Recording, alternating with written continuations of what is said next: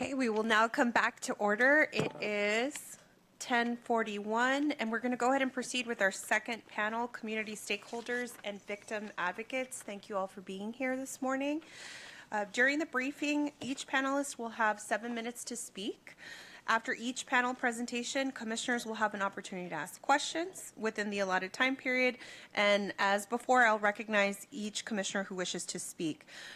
Of course, I'm going to strictly enforce the time allotments given to each panelist to present his or her statement, and unless we did not receive your testimony until today, you may assume that we have read it.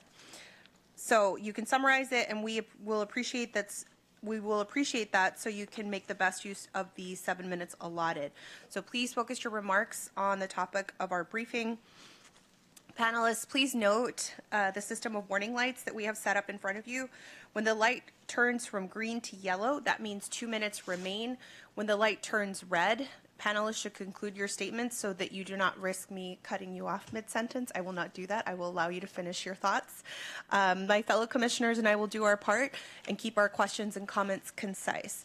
So in the order in which they will speak, our panelists this morning are Ruth Abaya, Senior Director, Health Alliance for Violence Intervention; Donald Northcross, Founder and CEO, National OK Program; Nell Sylvia Guzman, Deputy Director, Safe Sisters Circle; Angela Ferrer Zabala, Executive Director of Moms Demand Action; Alice Hamblett, Senior Policy Manager, Common Justice; Heather Warnken, Executive Director, Center for Criminal Justice Reform, University of Baltimore School of Law. So I'm going to ask each of you all to raise your hand, your right hand, to be sworn in. Will you swear and confirm that the information that you are about to provide us is true and accurate to the best of your knowledge and belief? Thank you so much. Dr. Abaya, you can begin. There we go. Thank you. Good morning. It's a privilege to have the opportunity to testify about this important issue, and I'm grateful to the Commission on Civil Rights for choosing to bring attention to the civil rights implications of how we understand and respond to violent crime and community violence. So my name is Ruth Abaya. I'm a pediatric emergency medicine physician in the city of Philadelphia. I'm also the Senior Director for Health Systems and CVI Integration at the HAVI, the Health Alliance for Violence Intervention, which advances hospital-based violence intervention programs, or HVIPs, a leading public health approach to community violence intervention. In my time as a physician, I have cared for and borne witness to far too many young people whose lives have been deeply impacted or ended prematurely due to violence. In my time working with my local health department, the city saw some of the highest rates of gun violence ever recorded, and it became clear how the same communities that experienced high levels of violence also experienced lower access to social determinants of health. Several core rights that were foundational to the origins of this nation were for these patients deeply impeded by the near constant threat of violence in their predominantly Black and brown communities. In 2022, 87% of firearm injury victims in the city of Philadelphia were non-Hispanic Black individuals. Concurrently, there were notable disparities in access to important resources such as life-sustaining employment, specifically for Black men and boys. These all represent layers of disadvantage, one upon the other, that created an ideal environment for violence to thrive. And these trends are not unique to Philadelphia. Homicide is a leading cause of death, as we've heard already this morning, for Black Americans, with non-Hispanic Black individuals 10 times more likely to die by homicide than their white counterparts. In many places throughout the country, community violence is concentrated, it's cyclical, and it's networked, creating cycles of harm and trauma that often impact multiple generations. Firearm injury is now the leading cause of death for children and youth. These cycles have to be disrupted. Community violence intervention that focuses on the tools of public health has the potential to create meaningful change. A disregard for the rights of communities of color is at the heart of community violence we bear witness to today. Historic disinvestment in communities of color, such as the discriminatory practice of redlining in the early 20th century, has been shown to be directly related to current high rates of shooting incidents. And that relationship is mediated by factors such as poverty and educational attainment. While we want to believe that these discriminatory practices are a thing of the past, the truth is modern events demonstrate ongoing discriminatory practices by which minority families are excluded from the opportunities available to others.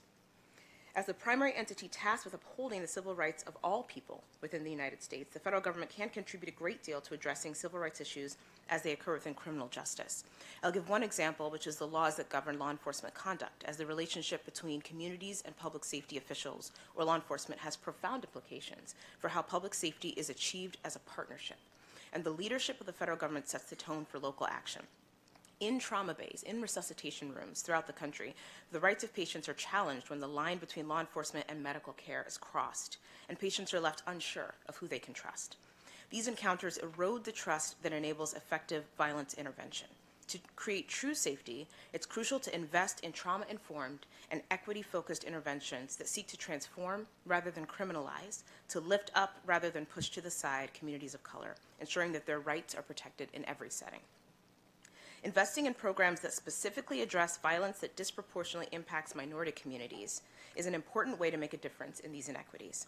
Models such as hospital-based violence intervention programs that you heard referenced earlier today rely on credible messengers or people with known lived experience from communities affected who have been violently injured themselves in many instances to support patients who have been violently injured from the hospital or trauma center all the way to the community, where trauma-informed comprehensive care helps these individuals find healing.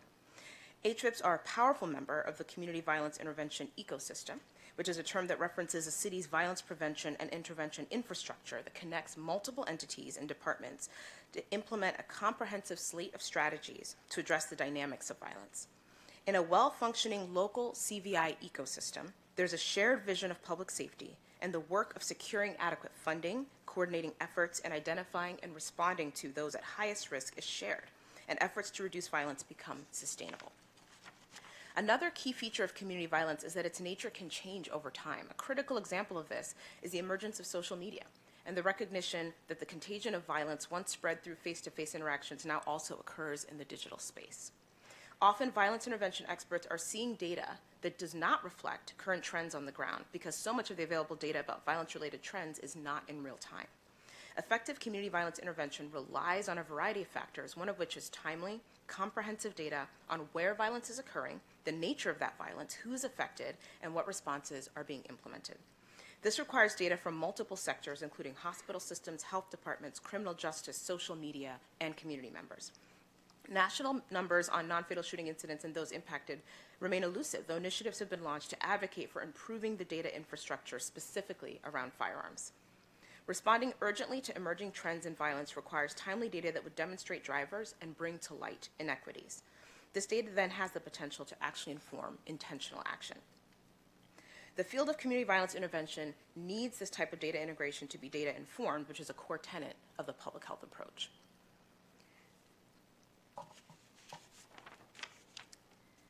Health systems that provide care to those who are injured and see the long-term health effects of violence, and departments of public health that are tasked with promoting community health also have critical contributions to make to the work of defining the scope of violence and responding to it. These are key members of the community violence ecosystem, and they can contribute relevant data, convening power, programmatic support, and foster a robust violence intervention infrastructure. This work has incredible potential to affect change if it's done with a focus on equity and justice. Other systems that aim to support survivors of violent injury must also consider how equitably resources are allocated. Those who have experienced violent crime have access to victim of crime assistance programs. However, it's known that survivors of violence who are young, male, Black, and brown are disproportionately underrepresented among victim compensation applicants relative to the proportion of crimes committed against them. This is another source of disparities driven by a range of factors, including a lack of knowledge about these benefits, barriers to completions of the application process, and hesitations about engaging with law enforcement officials. At times, these forms of compensation are contingent upon a subjective assessment of cooperation. Making this process clear and equitable can improve access for all victims and address these disparities. A recognition of the history of community violence and how that impacts current trends, a focus on high-quality, timely data to inform violence intervention, strong collaboration, and sustained investments in community violence intervention are essential to a public health approach to violence reduction. Thank you so much. Thank you, Dr. Avaya. We're going to turn to Mr. Northcross. You can begin. Thank you so much. I want to thank the U.S. Commission on Civil Rights for inviting me here today to participate in this important briefing. and to give me the opportunity to share with you how we are addressing this problem with working with community, police, and other components to address the high incarceration rate, the homicide rate, the violent crime rate of black men and boys. We've heard, I had the opportunity to sit in the first briefing, and I heard some alarming statistics. And of course, we're all familiar with those statistics. We know what the problems are. And so we want to talk a little bit today. I want to talk to you about some of the things that we're doing and how these problems can be addressed other than just dependent on law enforcement, other than dependent on just incarceration. We know that that doesn't solve the problem by itself. My name is Donald Northcross. I'm a retired Sacramento County Sheriff's Deputy and founder of the National OK Program. As a young sheriff's deputy, I started the OK program in 1990. I'd been on the department for about 2 years, and I got tired of seeing so many black men and boys killing each other and going to jail, and I looked around for a solution to the problem, and I didn't see one other than building more prisons. I used to come home every night from work, and I would complain to my wife about what I had witnessed on my watch, and in the middle of my complaint, at the end of it, I would always say, somebody got to do something about it. And then one night it dawned on me that I was somebody. That's when I realized that nobody can stop black men and boys from killing each other but black men and boys. Nobody. We're the solution to the problem. And so what we do in the OK program, we develop a life support system. It's going to take a life support system to solve this problem in our community.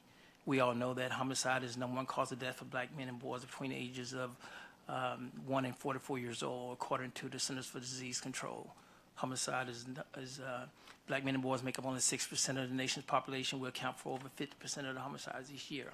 So we know that that's a problem. The question is, how do we address the problem? And again, I talk about a life support system where we bring together an interconnected network of black men, that we recruit them, we train them, and we organize them. These men bring together their resources, their experiences, their wisdom, their knowledge, and love for each other to support the daily lives of our boys. Black men are the main component of the system, but of course, parents and the schools and law enforcement is also another part of the system. We're the only program in the nation that has full-time black male police officers that the program interviews, carefully selects, and trains to work with black boys, to work with black men from the community to help change the course of black boys. The police department not only assigns the officers to the program full-time, but they send them to Oakland at our headquarters to train for 6 days. So we train all of the officers after we carefully select them. We know that it's important to carefully select the officers. Being a police officer for 20 years, I know that you can get the wrong police officer, even if he's black, in our community, and he can cause more harm than good. And so that's why we carefully select them ourselves. We don't allow the police officer just to send us an officer. We carefully select those officers, and then it requires them to come to train for 6 days how to coordinate this life support system. And so once we train these officers, then they go back to their cities, and then they are assigned to chapters. A chapter is a middle school and a high school that middle school feeds into, so that the officers can follow the same boards from 6th grade through 12th grade and build that long-term relationship with them, because it's about relationships. Unfortunately, our boys are not going to call the police if they have a legitimate threat made on their life. And I'll say that again. Black boys are the only people I know in the country that won't pick up their phone and call the police if they have a legitimate threat made on their life. They'll deal with it themselves. They'll get some friends and they'll handle it themselves, or they'll put a gun in their pocket to be able to address that issue when he's confronted by the person who made the threat on their life. So what we do, we train those officers, and then they go back and they set up a chapter, and then the officers are trained how to recruit the boys. We actually go on campus, the officers on campus all day long, and they recruit the boys into the program. We don't just hang a sign on our door and say, we're open for business, and wait for the boys to walk through the door. These officers are trained how to connect with these boys, how to approach them, how to let them know that they want them a part of the organization. Number one, we select officers that love their community. You can't run this program without love. This is about love. And so we're looking for black male police officers that love their community and is willing to make the commitment, because this is not just a 9 to 5 type of job, of assignment. This is, these officers are called at night. Sometimes our boys need help 10 or 11 o'clock at night. That's the only thing that's going to keep them from putting that gun in their pocket, where they can call a police officer that they know love them and have the authority to mediate conflict between them and other people in the community that could lead to violence. And so they call these officers, and these officers respond to it. They have take-home vehicles. They dress down. They wear plain clothes. But they're on the campus with these boys every day. They validate the behavior. They communicate with the teachers. The teachers have a list of the boys that are in the program. And the way the boys join the program, their parents have to sign them up for the program, giving the officers permission to get information from the teachers in terms of their academic performance, their behavior, and things of that nature.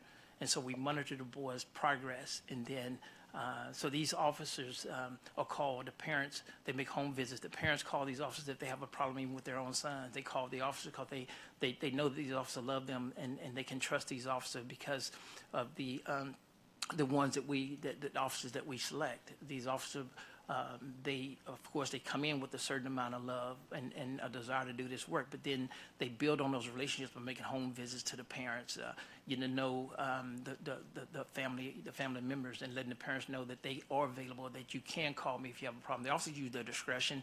They don't just run out on every call, but they use their own discretion. If I tell the officers, if one of these young men call you at 10 o'clock at night and he has a problem, then the way you know if you're going to go or not, you think about if it's your own son. If your own son call you with the same problem, would you go? And if you would go for your own son, you have to go for these young men. These officers are paid full time. This is their job. But we know that it's more than a full-time job. So we look for officers who are willing to make that commitment to respond. This is how we reduce violence in our community, when these boys can pick up the phone and call somebody that's going to be able to respond and address these particular issues. This is how we begin to address it. We use these men that we recruit, train, and organize also. In Oakland, California, for example, we have over 600 black men that we recruited, trained, and organized. I don't know any other city can boast that they have 600 black men that's working with the police. That you don't hear black men and the police working together, quite frankly. So you have these 600 men that these men come to our Saturday kick-it sessions. We meet with the boys every Saturday on the school campus. And so we have a curriculum, a leadership and critical thinking skills curriculum, where we talk about reducing the homicide rate of black men and boys. We talk about challenges, choices, and consequences, appropriate, inappropriate behavior, healthy and unhealthy relationships, preventing teenage pregnancy, compassion, love, respect, strategies to handling conflict, anger recognition and control. We have about 35 topics that we deal with on these boards, with these boards every day. Mr. Northcross, Yes. if you can wrap up. Oh, am I over already? Yes. I was worried about taking 7 minutes.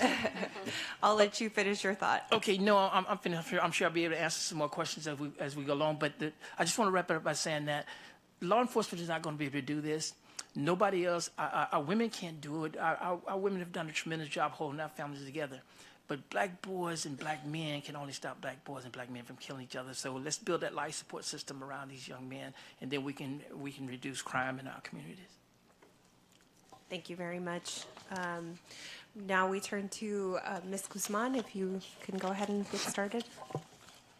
Thank you, Madam Chairwoman and members of the Commission, for the opportunity to speak today. My name is Nelsovia Guzman, and I am the Deputy Director of the Safe Sister Circle. We are a 501c3 nonprofit here in Washington, D.C. We provide free, culturally specific, trauma-informed, and holistic services to Black women survivors of domestic and sexual violence in Wards 7 and 8. We focus on Ward 7 and 8, known collectively as the East of the River community, because they are the community with the largest percentage of violent crime, the largest percentage of Black women, and often the most ignored among DC's prominent neighborhoods and communities. Through partnerships and support of culturally specific organizations, the federal government can better support and assist victims of violent crime, especially victims of intimate partner violence.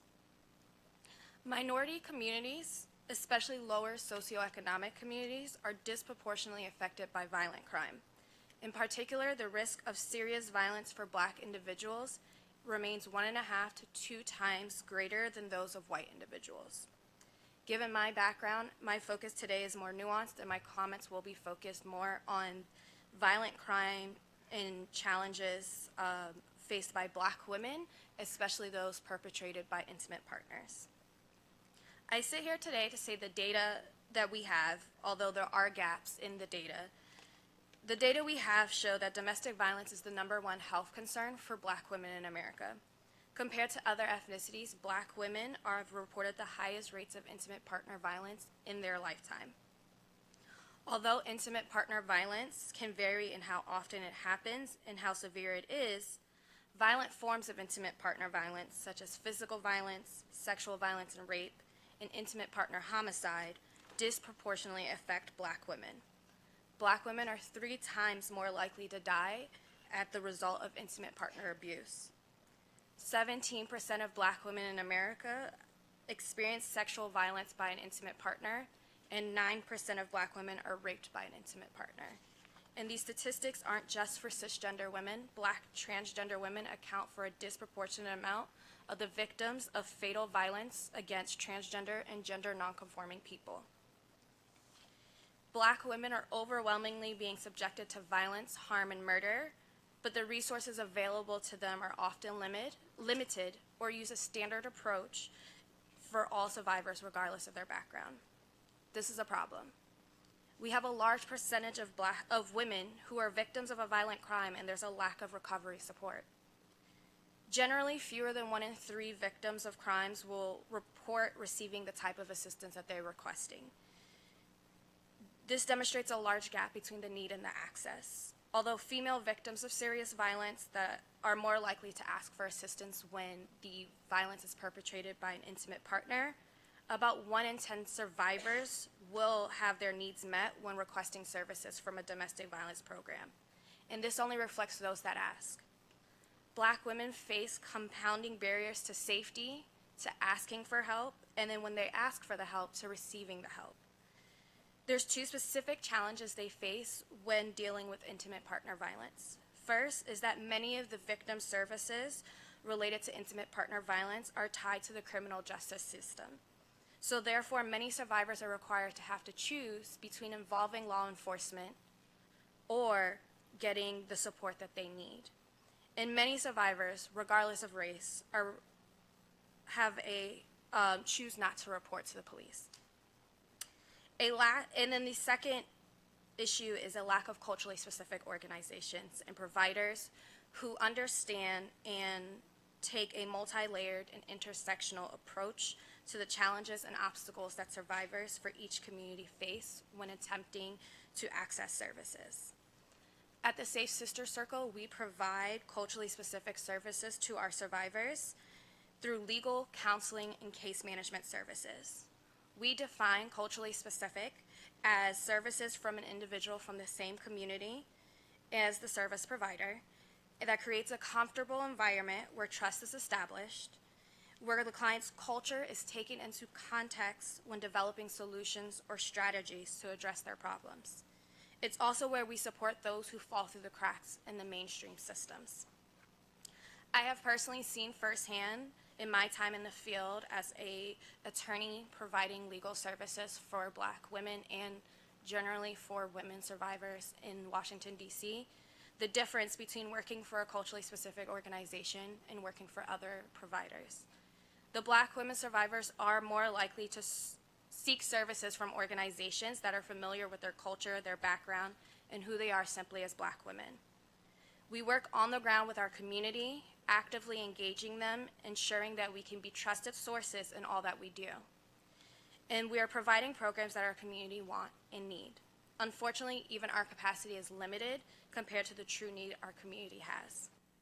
And this is where the federal government can come in.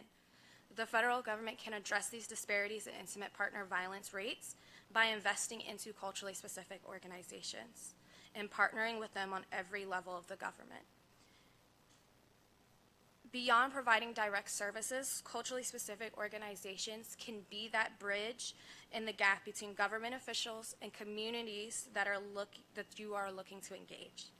Due to America's long history of systemic racism, over-policing, communities of color often do not trust the government or law enforcement agencies. They're viewed as outsiders, and they're just not trusted. Investing more into culturally specific and community-based organizations and assisting with expanding their services, because they're often the ones most interacting with victims of violent crime is imperative.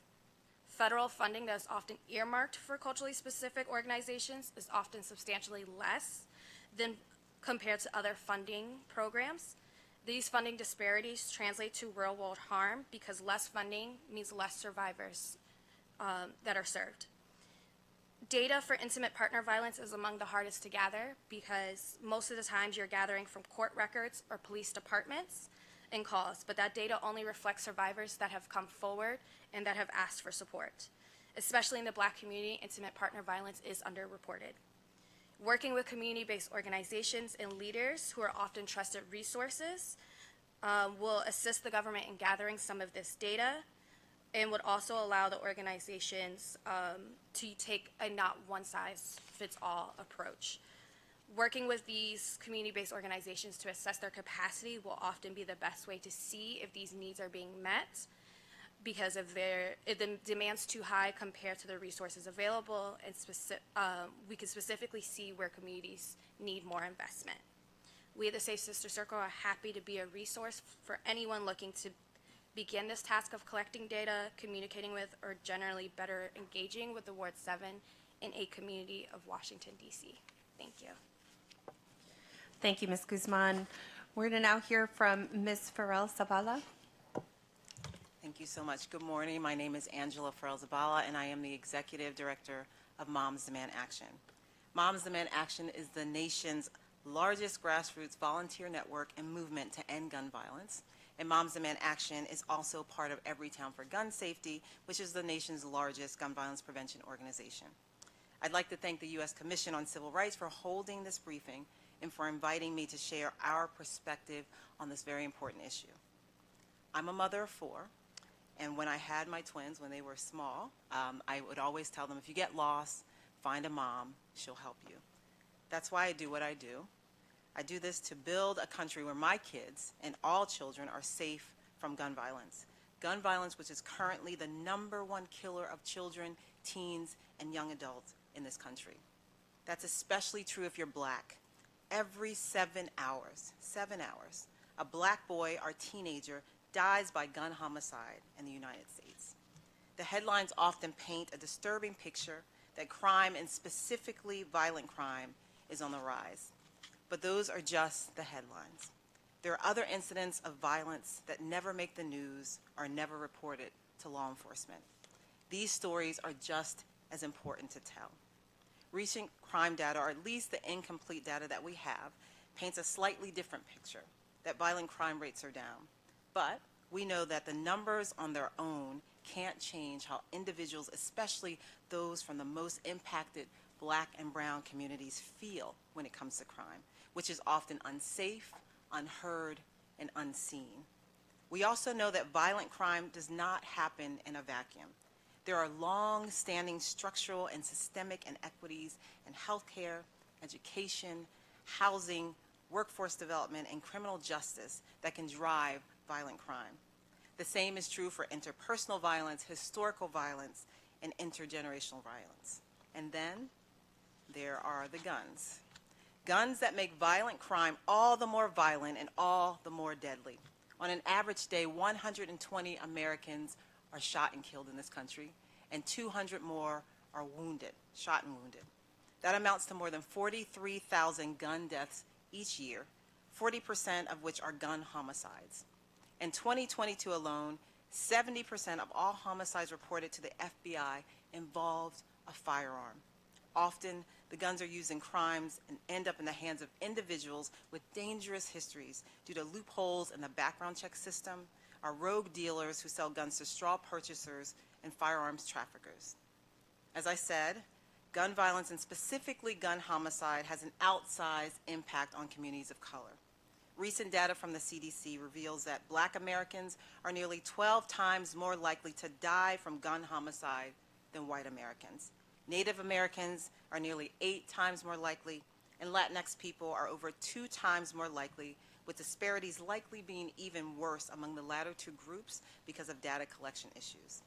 The same disparities exist among individuals who are shot and wounded. And these disparities worsen if you're also in the LGBTQ+ community. While just an estimated 13% of the trans population in the United States is Black. 67% of known trans homicide victims killed with a gun are Black women. These communities not only bear a disproportionate burden when it comes to the gun violence, but also endure more of the resulting trauma. This trauma is both individual and collective. It's immediate for the people directly impacted, and then it ripples through entire communities. In fact, 59% of Americans or someone that they care about have experienced gun violence in their lifetime. We are a nation of survivors as generation after generation feels the impact and trauma from gun violence. Survivors in their communities need services and support on their journey towards healing, because following an incident of gun violence, 1 in 3 survivors report living in fear and feeling unsafe. Gun violence can upend the world in which survivors find themselves, disrupting how they navigate their environments and relationships. With each incident of gun violence, there is a moment that changes everything, whether it's homicide or suicide, intimate partner shooting or hate-motivated shooting, a mass shooting that captures the attention of this nation, or an unsolved shooting that never even makes a headline. The survivors that we work with tell us that their lives are never the same. They also tell us that without the services and support, the trauma of gun violence can result in behaviors that contribute to cycles of violence. So the work to address the trauma is not only healing work, but it's also prevention work. We know this from the data that we have, but our data sets are incomplete and under-inclusive. And that must change so that we can better understand and solve the crisis effectively and equitably. That means strengthening the proven tools and resources we have to prevent gun violence that help survivors heal, like evidence-based community violence intervention programs. It also means developing new ones, like how to build trust with law enforcement, how to strengthen culturally responsive mental health services for survivors and their communities, and how to keep firearms out of the hands of those who should never have them in the first place. The headlines can only tell us so much about violent crime and gun violence. That's why the untold stories matter. This commission will hear a lot of different statistics today, but I want to remind you that behind each number is a real person with a family and friends and an entire community that was changed forever because of gun violence. So when we're thinking about the solutions, we can't lose sight of the heart of why this work is so important. That's how we make sure that our actions have the most impact. Because whether we are community members or advocates or lawmakers, we need to hear it all in order to be able to make informed changes to break the cycle of violence, heal trauma, and keep communities safe. Thank you again for the opportunity to be here and share our views. I look forward to the Commission's questions. Thank you so much, Ms. Farrell Zavala. Ms. Hamblett, you can proceed. Good morning. My name is Alice Hamblett, and I'm a Senior Policy Manager at Common Justice. Thank you for inviting us to testify today. As the first alternative to incarceration and victim service program in the country that addresses violent felonies in adult courts, we have seen firsthand how Black and brown communities are both deeply impacted by violence and dismissed by institutions that purport to serve them. In New York City, we have worked with victims of violence and individuals who have caused harm via our restorative justice model for nearly 15 years. Approximately 90% of the victims we serve are people of color. Nearly all of our participants live in low-income communities, and many are first or second-generation immigrants. We believe that to successfully address racial and ethnic disparities in violent victimization, we must first recognize and dismantle false but pervasive narratives. In the United States, there is a dominant perception that victims of violence who are worthy of support, of sympathy, of services are white. The image of an innocent white woman is upheld as the prototypical victim. Meanwhile, Black and brown people who are violently victimized are criminalized, ignored, and even blamed for their own harm. Our collective tendency to buck reality, to erase the experiences of Black and brown survivors, is deeply rooted in racist histories that render people of color as deserving of harm and as undeserving of assistance. But people of color suffer from violence at disproportionately high rates, and we have known this for some time. According to a 2019 analysis of NCVS survey by Heather Workin, who's here today, the people most likely to experience violent victimization are Black boys and men, younger than 35, living in metropolitan areas with household incomes less than $25,000 a year. These disparities also map onto specific types of violence, such as intimate partner violence, gun violence, and police violence, all of which affect people of color at rates higher than they do white people. When it comes to meeting survivors' needs, another myth prevails, that the criminal justice system, especially incarceration, is a survivor-centered way to facilitate healing. But most survivors do not seek support via the criminal justice system. In fact, according to the Bureau of Justice Statistics, roughly only 40% of victims of violence report their harm to police. And those who do report their harm to police too often find their voices drowned out by the mechanics of the system. Instead of being asked what they want, what they need, their primary options to achieve justice are a victim impact statement and the incarceration of the person who hurt them. At Common Justice, our restorative justice program offers another choice: accountability and healing without incarceration. Again, the vast majority of the people we serve come from communities of color, communities that have been over-surveilled, over-policed, and over-incarcerated, all in the name of public safety, yet they still have suffered from violence. 90% of the survivors we approach with the option to use our restorative justice model to resolve their case choose it. Why? Because they want safety for themselves and for others, and if incarceration worked to secure their safety, they would know by now. When we subscribe to and promote these false narratives, we erase and we criminalize victims of color. So how do we move forward? Beyond our restorative justice model, we at Common Justice are crafting policy changes to address racial and ethnic disparities in victim services. Part of this work is decoupling law enforcement and victim services, because we know that we cannot continue to force survivors of color to rely upon the systems that oppress them to seek safety. For example, state victim compensation programs can help survivors recoup costs associated with harm, like medical bills, mental health bills, and burial expenses. These programs are largely supported by federal dollars via the Crime Victims Fund, which are administered by the Office for Victims of Crime, or OVC. In most states, to be eligible to receive victim compensation, survivors must report their harm to law enforcement. In a country where Black people are 3.5 times more likely than white people to be murdered by police, programs that bar survivors from receiving support based on their comfortability with law enforcement are profoundly racially inequitable.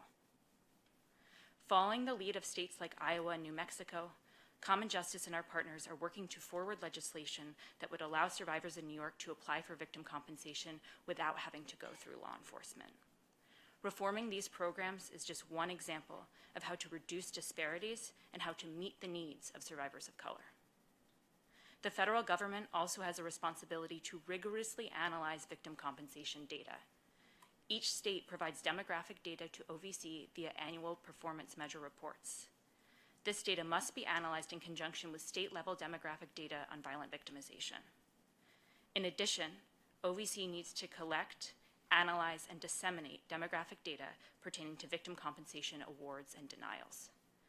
Such analysis can inform policy changes that expand survivors' access to these life-saving funds. And as we move through these efforts and others, we must center the voices of Black and brown survivors, and we must provide opportunities for them to lead research and policy solutions with direct involvement, because those who are closest to the problems are indeed closest to the solutions. Dominant narratives tell us that Black and brown survivors are unworthy of support, and that our criminal justice system invariably serves the interests of those who have caused harm, endured harm. Unless we contend with and disrupt these myths, racial and ethnic disparities in violent victimization and victim services will continue and even grow. We at Common Justice implore the federal government to use its power to eliminate and to illuminate these disparities, to craft creative solutions to stop cycles of violence, and above all, to uplift the voices of Black and brown survivors. Survivors of color deserve to be seen, and survivors of color deserve to heal. Thank you. Thank you so much, Ms. Hamblett. Ms. Warnken, you can proceed. My name is Heather Warnken, and I am the Executive Director at the Center for Criminal Justice Reform at the University of Baltimore School of Law. I'm grateful for the opportunity to participate in this very important briefing today. Prior to my current role, I served as a visiting fellow at the U.S. Department of Justice, Office of Justice Programs, in the first ever position dedicated to bridging the gap between research, policy, and practice to improve the response to crime victims.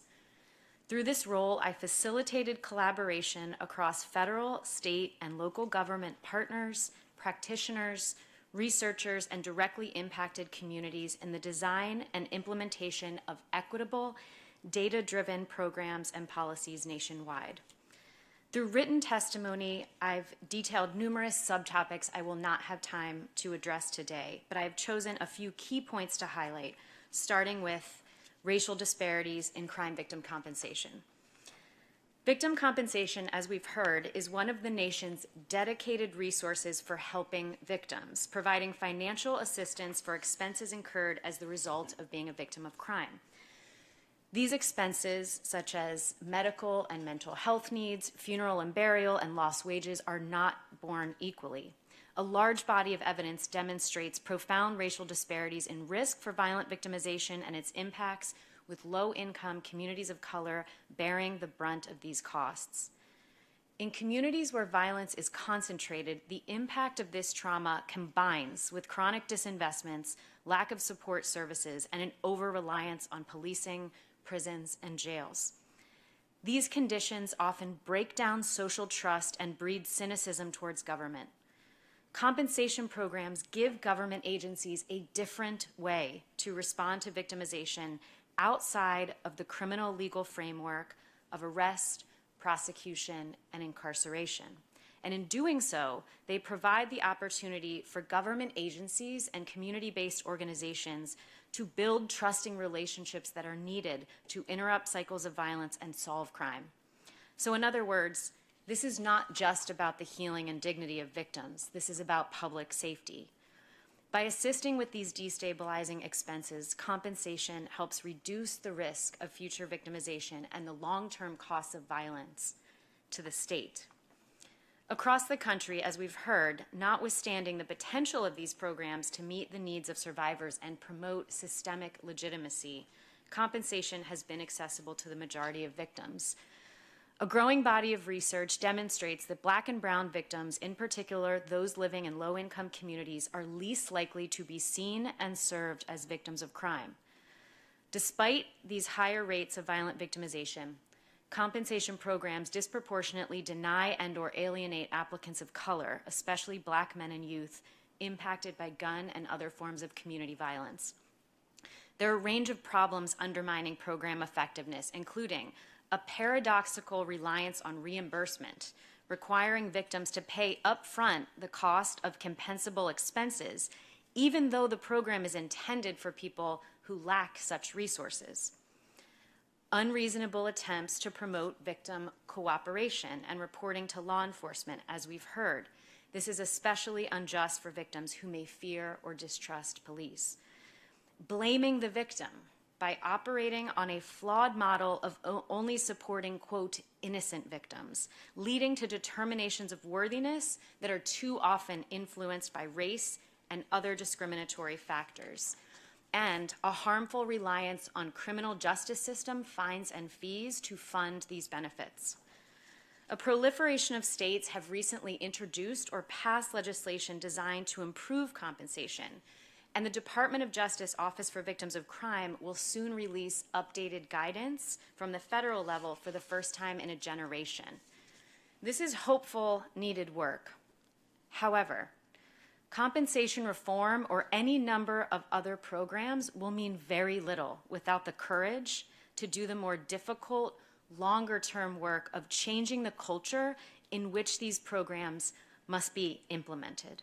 This includes confronting the role of racism in determining whose harm matters and moving beyond not just talking points that we can't police and prosecute our way out of violence to actions and investments that repair and rebuild relationships rooted in dignity and a more holistic set of public safety goals.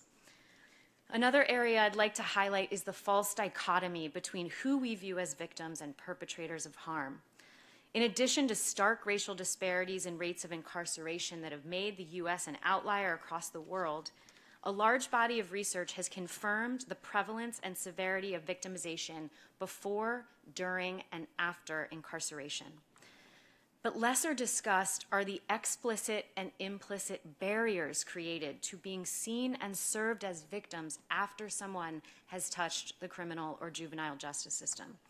The extent to which we criminalize rather than heal victimization and trauma, and how much more expensive this is. In 2021, while still at DOJ, I had the honor of leading an assessment for the City of Baltimore and Victim Services, focused on the response to Black and brown victims of gun violence.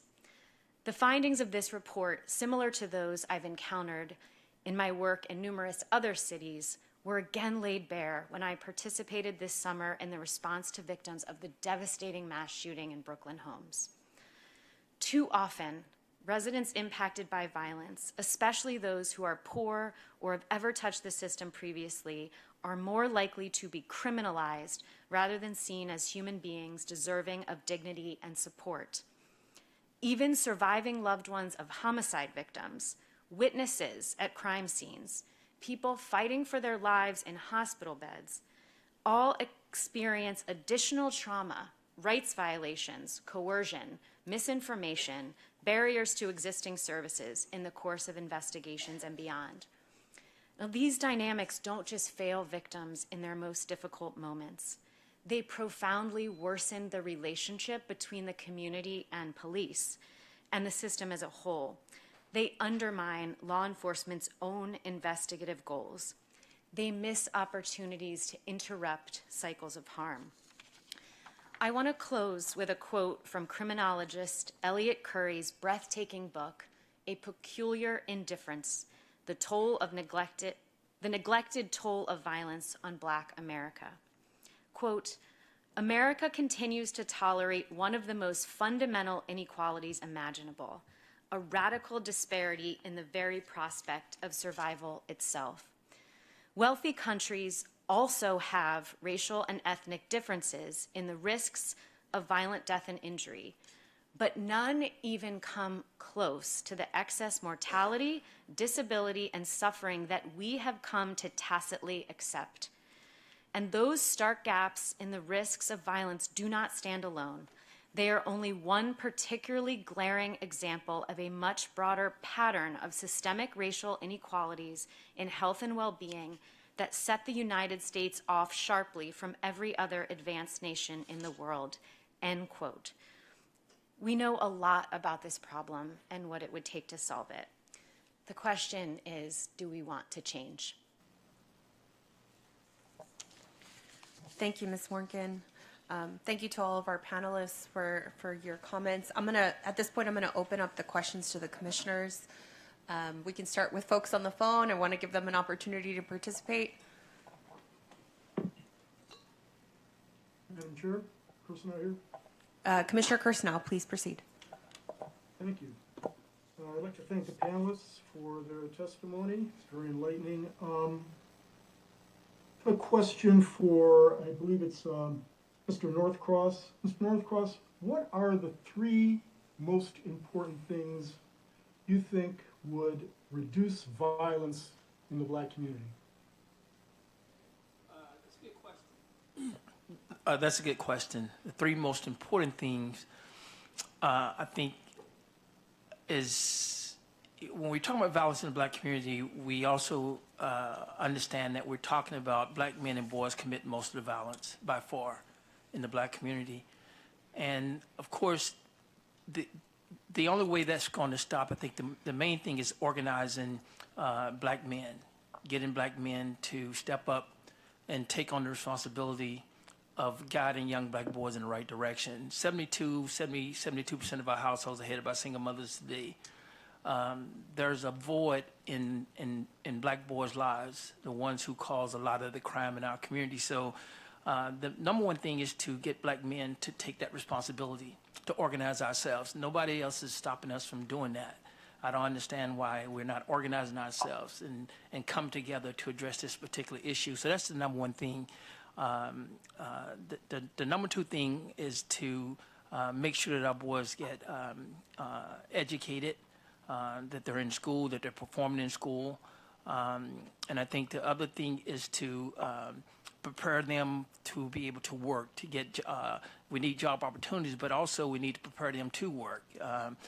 We have a generation of young men now who are not even prepared to work. They don't understand the importance of going to work on time, doing a day's work for a day's pay, and just taking pride in being able to contribute to society. So I think that organizing black men to take on that responsibility, making sure our boys understand the value of education and supporting them through their educational process and creating opportunities for them to be able to work. And I think that will reduce crime in our communities. Thank you. Commissioner Jones? Madam Chair. Oh. Okay, Commissioner Thank you Gilchrist so much, will. Madam Chair. Commissioner Gilchrist? Yes, Madam Chair.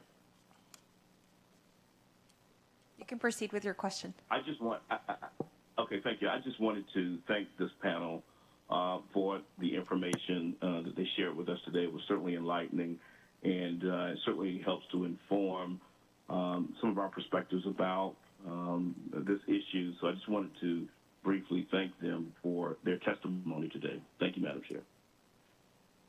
Thank you, Commissioner Gilchrist. Commissioner Jones has a question. I too want to start by thanking all the panelists for your important testimony today and for all that you are doing in your respective areas to solve these problems, these really important problems. I'll go to Mr. Norcross. You know, based on your testimony, you are doing extraordinary work, work that I am personally very grateful to you for. It also seems to me that it should not fall on people of goodwill such as yourself to solve these problems. You ticked off a list of approximately 3 things you think would be most important at solving for this issue of so-called black-on-black crime. But let's also talk about the social determinants of criminality. Yes. You mentioned, for example, that only black men can solve this problem. I want to push back on that because we do have a federal government.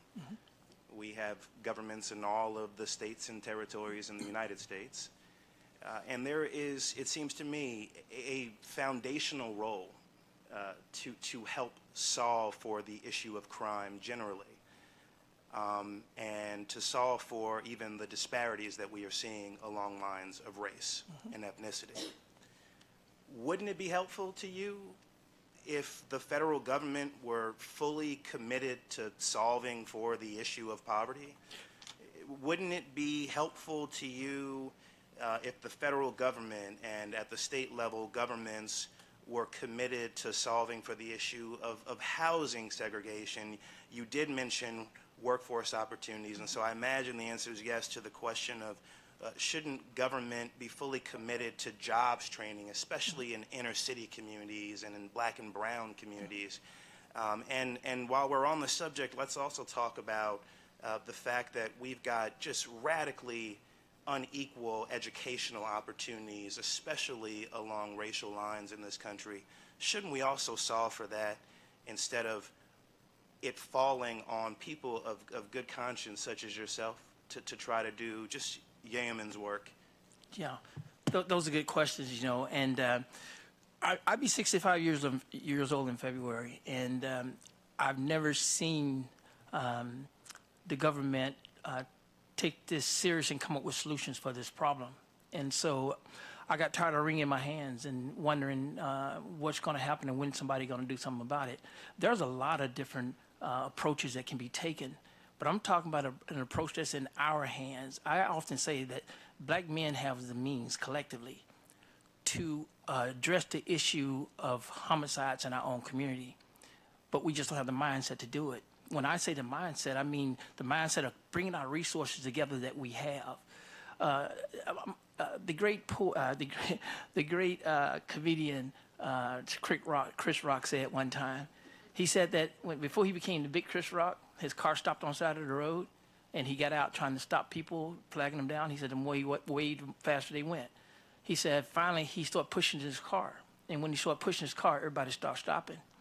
So I'm saying to black men in this country, we can't wait until everybody stops to help us. We're dying every day.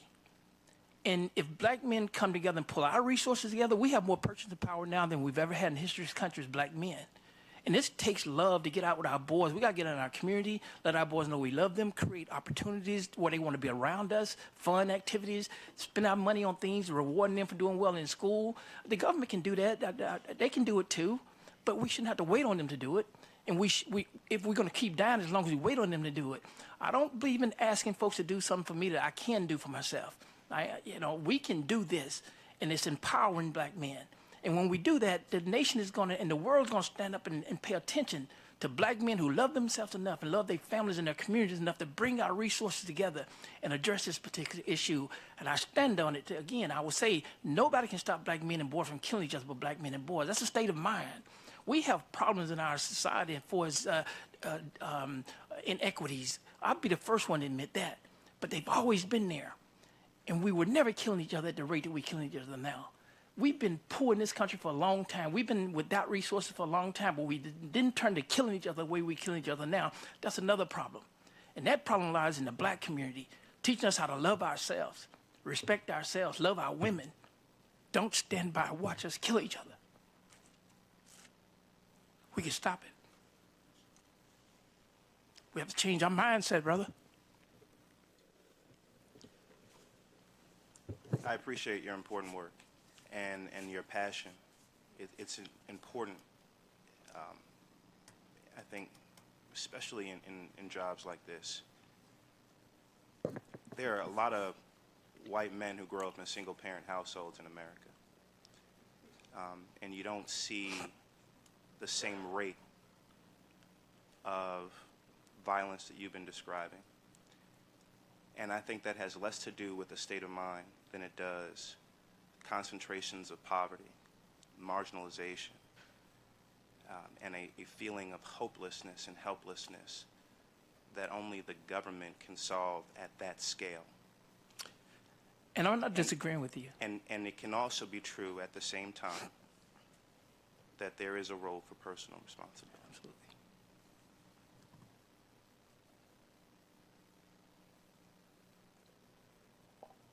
Commissioner, Vice Chair Nurse. Well, I want to thank all of you. You're all doing what I'd say is God's work. I mean, a lot of people think the government can solve everything, but you all are doing this on your own with very little, I'm sure. And one of the things that I'm hearing is how you're stepping up to do what a lot of people think the government already does, right? So I just want to thank you for your work and your patience and your tirelessness about this. We are a nation of doers and volunteers, and that's a great thing about us. But I really like the fact that we have other perspectives on this panel, because the one-size-fits-all just doesn't work, and we all know that. I'm happy to see we have a doctor here who is doing amazing work, because hospitals, in my experience working on violence against women and gender, they were the first to help. They were the first to give credibility that this violence existed when I started working on it in 1990. I'd just like to end, Ms. Guzman, thank you again for your work. I guess I'd want to ask just a couple of quick questions. Someone mentioned restorative justice, and I'd just like you to explain for people what that is. Sure. So restorative justice can look like a lot of different things. We see it in schools, right? Choosing to have parent-teacher conferences and counselors intervene instead of, heavily disciplining youth. In our model at Common Justice, it looks like addressing violent felony charges in adult courts without relying on incarceration. And practically, I can explain to you sort of how that that gets operationalized on sort of a daily, weekly, monthly basis in New York City where we work. So we work with DA's offices in Brooklyn, Manhattan, and the Bronx, and we get cases, again, serious violent felonies, and we approach victims in these cases. A little feedback, maybe I should push this away. We approach victims in these cases and we ask them 2 questions. The first question we ask them is if they want victim services. If so, we provide them to them for life. And the second question we ask them is if they want to use our restorative justice model to resolve their case. And again, as I said, 90% of people say yes. Once all parties agree to this, the defendant in the case, who we call a responsible party, gets entered into our alternative to incarceration program. First thing we do is meet their needs, because we can't expect to hold people accountable if they can't put food on their table, if they don't have a place to sleep. They also get entered into violence intervention programming to start to dismantle some common beliefs, right? Some pervasive beliefs, just like myths that I was talking about today, myths that are ingested about violence and safety, and what it means to be part of a community. 3 to 4 months in, they enter into a restorative justice circle with the person who harmed them, or a proxy. We don't force victims to be in spaces with the person who harmed them if they don't want to be, as well as their support people and our support people, right? People who work at Common Justice. And they get to have a serious conversation about the harm that was done. Victims get to ask, why me, why this day, why this time? And they also get to set a series of community agreements that the responsible party has to follow to make things as right as possible, knowing they can't change what happened. And we call that doing sorry. A community agreement could look like, I want you to write a letter of apology to my kids, or I want you to pay financial restitution, or I want you to get a job, right? If the responsible party follows these community agreements, and if they successfully complete the alternative to incarceration program, their case gets dropped down to a misdemeanor or violation, and they don't go to jail. And I'll just share that we just had recently the Division of Criminal Justice Services in New York analyze data from our program from 2012 to 2022. Only one of our graduates has been reconvicted of a violent felony. That's an incredible record.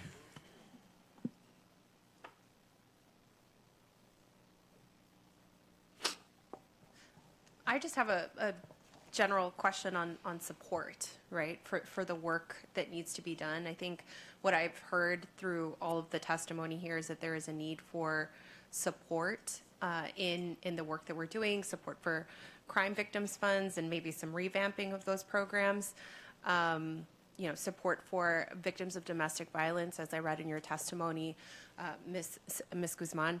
And so I just want to ask, as a general matter, what does support look like from the federal government in aiding the work that you are trying to accomplish?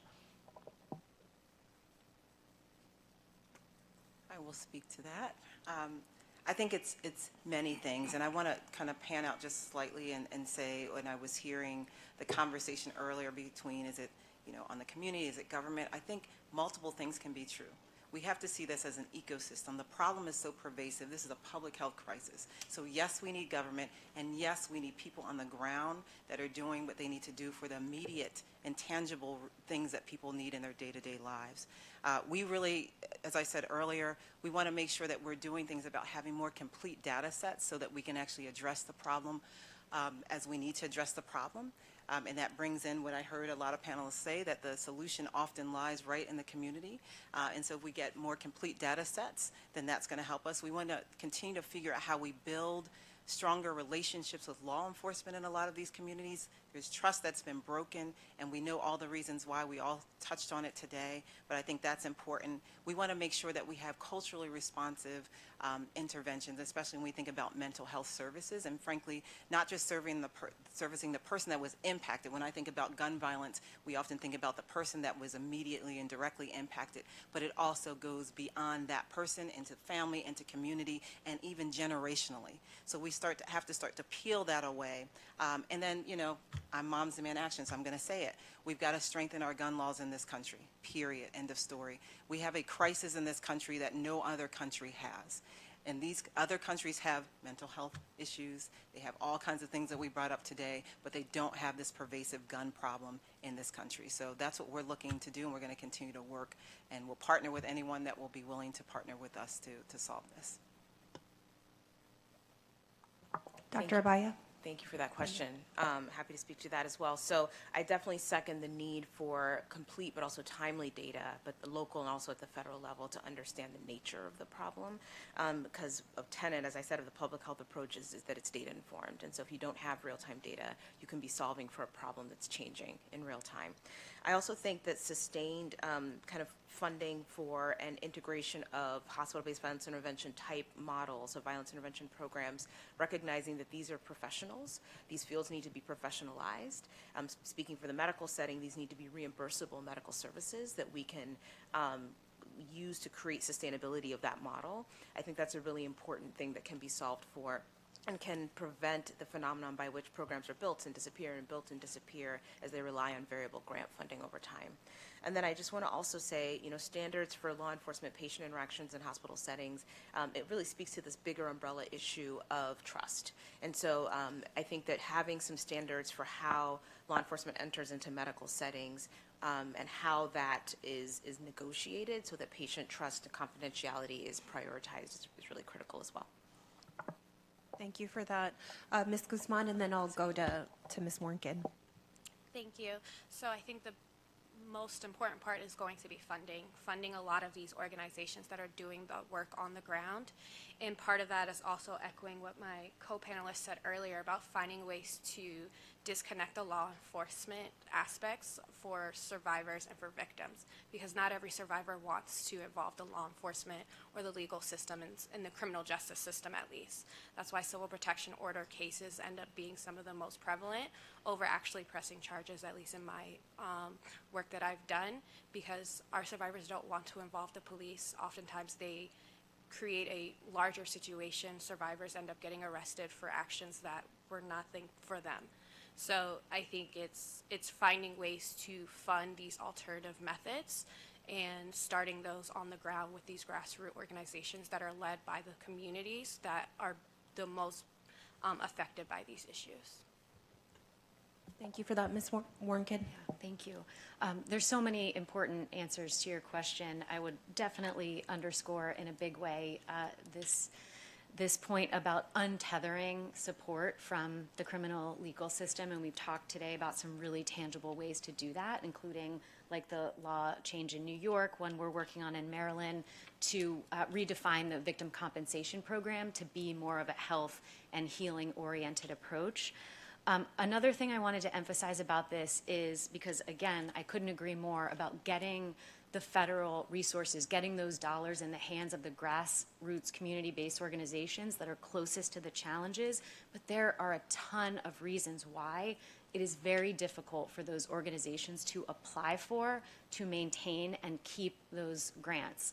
There are many, in addition to the Herculean lift often of applying for a program and needing supports, that programs that are, for very good reason, focused on the crisis-driven needs of those that they're serving don't have the capacity to do that. But even with removing some of that red tape, even with training and technical assistance from the federal government that helps organizations get the grant, there are very arduous data reporting requirements and hurdles that oftentimes not only compromise organizations' ability to keep the grants, but actually backfire when it comes to sustaining programs or not being in good standing to receive those grants in the future if they fall short. And the last thing I'll say quickly, we talked about the VOCA rule change on compensation that's forthcoming. There was a really significant rule change in VOCA in 2016 that pretty radically reinterpreted allowable uses for those programs and was intended to expand access. It did a number of really important things, including removing a decades-long prohibition of using VOCA funds to serve survivors who are incarcerated. Many things that were not just tools for expanding access and funding the programs that we need the most, but for changing narratives around these issues that I think all of us have highlighted today. Thank you. Thank you so much. Commissioner McPentie. Sure. Ms. Hamblett, that was great. And I appreciated the explanation on how the restorative justice approach. Could you just, not now in this testimony, but could you provide the staff more details on how your restorative justice approach works and also how we can scale that up? The COVID-19 Hate Crimes Act actually has an authorization for alternatives to incarceration once there is a victimization and a finding of guilt. So that's maybe a little later on in the process, but I'm still very interested in hearing how your model works.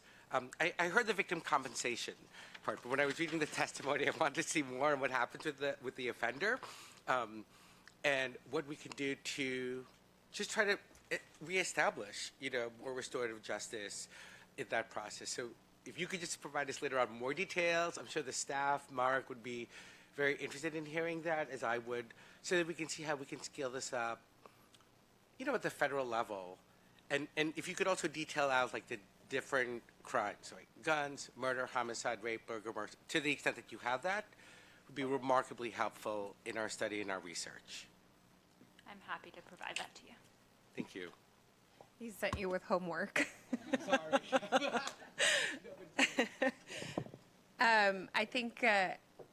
I think those are all the questions that we have. I just want to thank you all very, very much for being here today and for contributing to this conversation. You've given us a lot to think about.